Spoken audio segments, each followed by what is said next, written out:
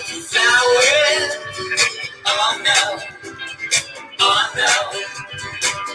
Whatever gets you through your life, it's alright, it's alright. Do it wrong, but do it right. It's alright, it's alright. Don't need to watch to waste your time. Oh no, oh no.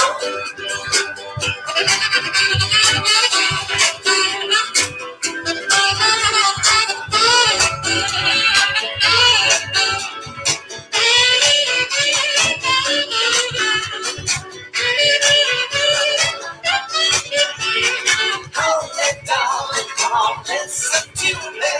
I won't do you no harm. Just me, darling, come on, listen to me. Come on, listen to me. Come on, listen, listen.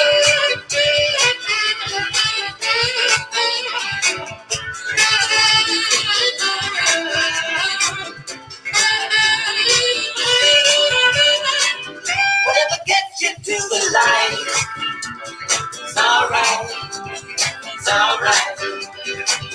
At the blue on the side, it's alright, it's alright. Don't need a drum to load your mind. Oh no, oh no.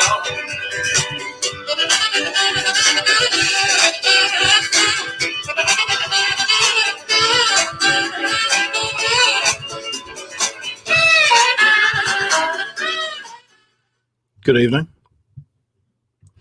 I wonder if you heard that. I was on FaceTime today and I posted a video, and it basically, I never knew that Elton John collaborated with John Lennon on that song.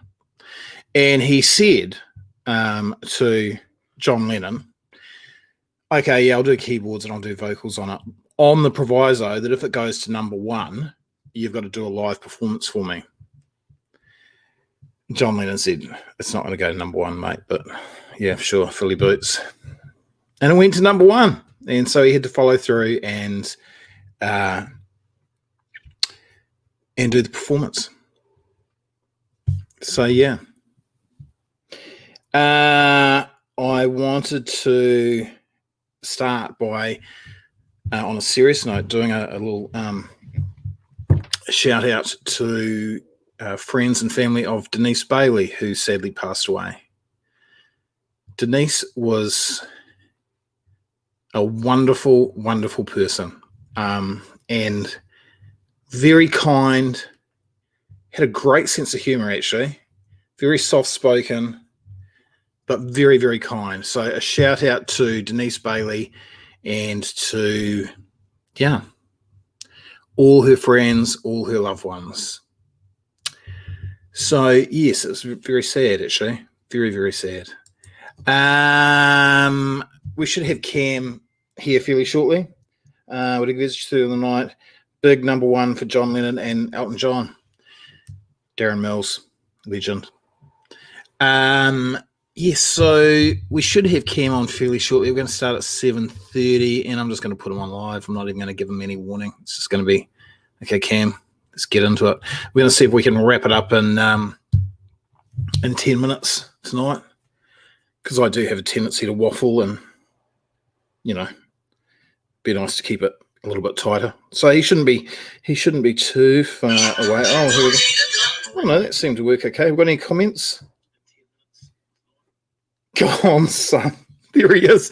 Mark Stafford. My wonderful friend Mark Stafford. Shawnee, this intro is life on a Sunday evening. Precedent. Yes, I think I might do that. Do you know, we used to do these, we did these interviews years and years ago, actually, before we certainly were pioneers, but we're doing some bloody silly stuff. And Joel Tobeck, who I'm not really hugely close to, but he's just a good mate of mine. Welcome, Cam. You're live, by the way. We're live. Hey, Chief, how are you? I've been very good. I've been clowning around. Have you? Yes, I have. I'll just finish off what I was saying to the audience. Huge audience. Joel Tobeck he played the intro, did the intro for me, sung an intro for me, and we're talking to Joel later this week, which is going to be good because I know a lot of people have enjoyed the Black Hands, which is on tonight at 8:30, I think. So yes, but anyway, it's that special time where we have the great Cam Bagrie, best economist in New Zealand, and we're going to try and wrap it up in 10 minutes. It's always been my fault that we haven't, so let's get into it, mate. Have you had a good weekend? We can at least ask you that, surely. Yeah, it's been nice, relaxing, out there watering the garden and that sort of stuff on a late Sunday afternoon, feeding the raspberry bushes. Oh, you're a good man. Welcome to my world, my life. So. So the RBNZ under the gun and being blamed for a turbocharged property market.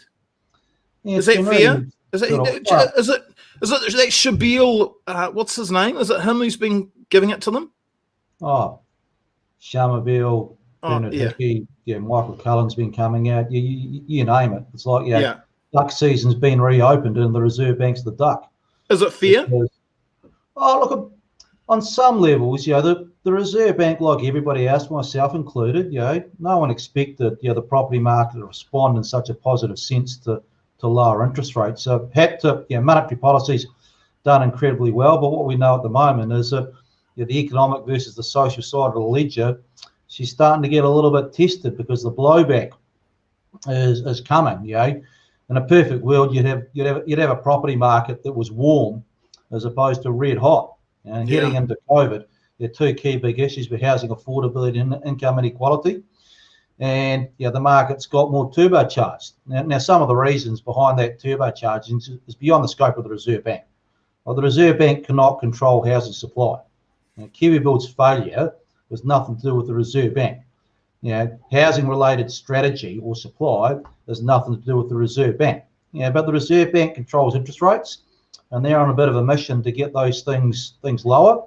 And that's all about getting inflation back up and trying to stop unemployment moving up too sort of far. But there's this theme out there. It's called your social license, and you need to maintain it in regard. You just need to be of good character, connect with society, and the Reserve Bank's strict interpretation of their remit.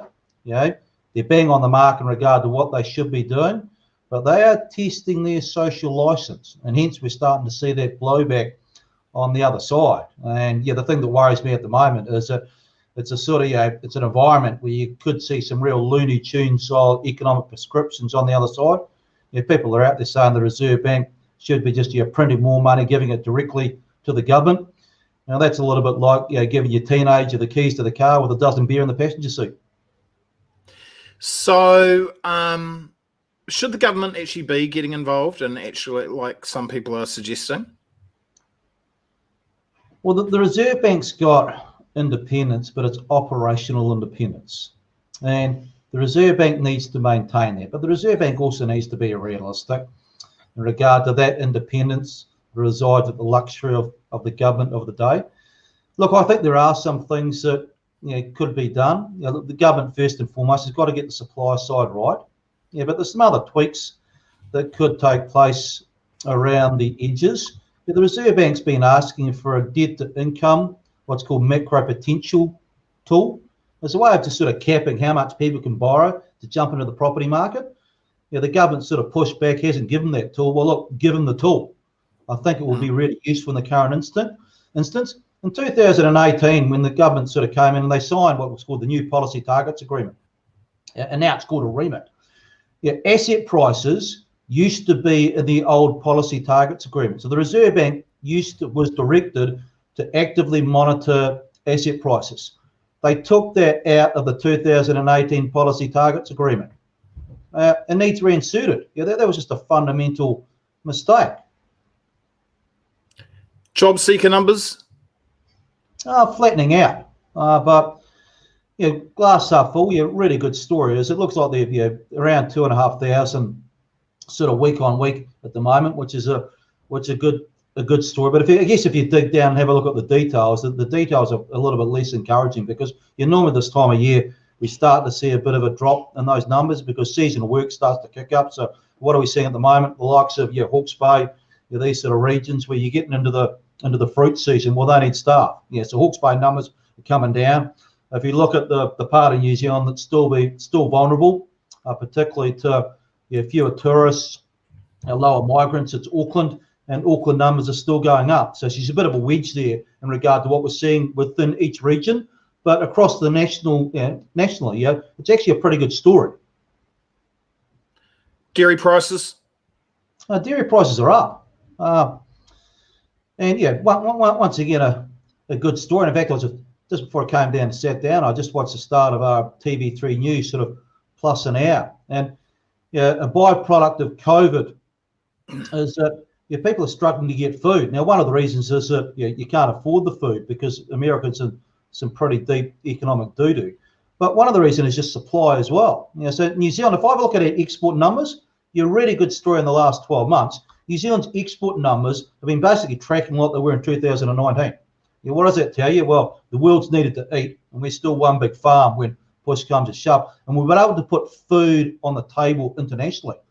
So ironically, even though we're starting to see a little bit of pressure in some segments as people pare back discretionary spend, so we're no longer spending as much on eating out in the States because no one's going to the restaurants.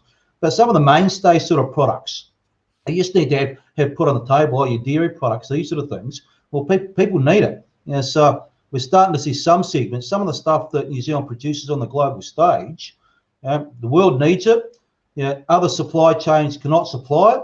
So they're looking to us and our supply chain's open. Hey, what about China and this whole thing? Be careful that you don't get poked in the eye and all this. Carry on. What do you make of that? Oh, there's a whole lot of stuff that's going on with China. The interesting thing in the last week or so, they came out and had a good old sort of crack at Australia. Sort of tried to put them in their place, and because New Zealand's still part of Five Eyes as well, they've just a bit of a warning shot across the bow as well. But we've got a pretty big food supply chain that's important to them as well. Yeah. Okay, let's wrap up with a few more COVID cases around that border area. Once glass are full, the fact that we're seeing more cases being reported actually tells us that the system is actually working. Yeah, true. So we actually need to celebrate that because we're catching them. So hat tip to the system. Glass half empty is that it's a reflection of what's going on around the globe. Is that COVID is increasing internationally. Now, as COVID increases internationally, a byproduct is going to be more people that are going to come into New Zealand. We're going to catch it, and that's also a risk, because the risk is that the more cases we have to manage in self-isolation, the greater the chance that the thing comes back and pops into the community transmission. So your hat tip for border control, but there's still some pretty big risks. Cam, you're a bloody legend. Have a fantastic week. All the best. Take care. All right, big guy. Thank you. Yeah, mate. Bye. See you later. Okay. I'll actually remove them. Yep, there we go. Wasn't that tight and bright and real? So condensed, all over in 15 minutes. Fantastic. Hope you like the new clothes, new wardrobe as well. I thought it's time to get a new wardrobe, so I went out and bought 6 brand new black t-shirts the other day for, they were $12 each, maybe $10 each. So you'll be seeing a lot more of those over the coming weeks. Hope you enjoy that. All right, have a great week. Go out and smash it. May as well. The alternative is pretty boring and not that much fun. So just go for it. Have a great week. You're awesome. Bye.